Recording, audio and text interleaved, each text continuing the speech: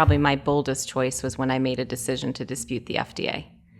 And I was on this course, it's pretty straightforward. You have a pre-specified endpoint, you go out and do the studies, you meet them with statistical significance, you get to an approval, provided there are no showstoppers. And so I had gone out, I'd gotten this drug from the company that first developed it. Mm-hmm. I'd sat down with the FDA, what do I need to do? Mm-hmm. We'd agreed, I'd gone out, I'd done the work, I'd gotten the outcomes. Mm-hmm. We got rejected. What was the drug? This was Addy, mm-hmm. which is ADDY. YI, yes. So at that moment, it was crippling for my business. Like, we had done the work. We had done all the right things scientifically, and yet we got to a no, and I was faced with turning back to shareholders and saying, this is going to be this many million more dollars. At that time, I was lucky. A woman reached out to me.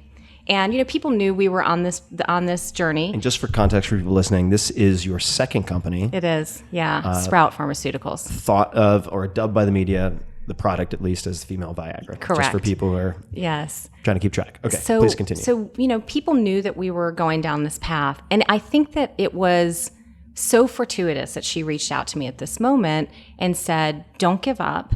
I was on the drug in the research trials. I want to share my story with you.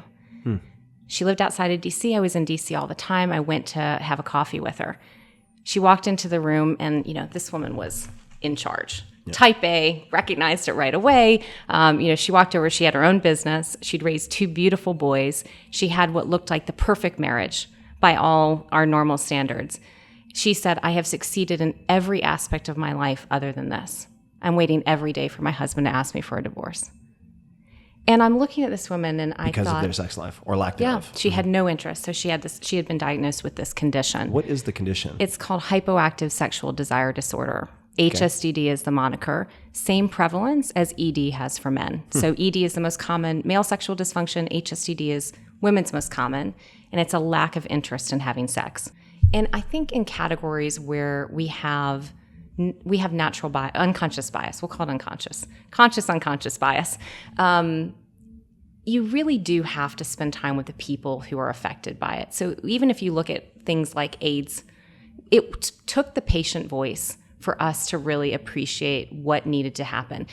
Our job as a drug company is to characterize the benefits and the risks with great rigor in trials. Ultimately, the FDA's job is to protect patient safety if there's a showstopper in there. But otherwise, it is to turn that decision over to patients and the providers. And because of, again, I think all of that feelings we have about sex, I was told all the time, I said this earlier, Cindy, why are you such a crusader in this? Nobody's going to lose their life from this. And what I said is, go spend time with these women. They're losing their life as they know it. Mm-hmm. It's breaking up their marriages. It's affecting how they feel about themselves. Our sex is a lot of how we show up in the world, our moxie. Yeah. And if it breaks down in the bedroom, it is breaking down over the breakfast table.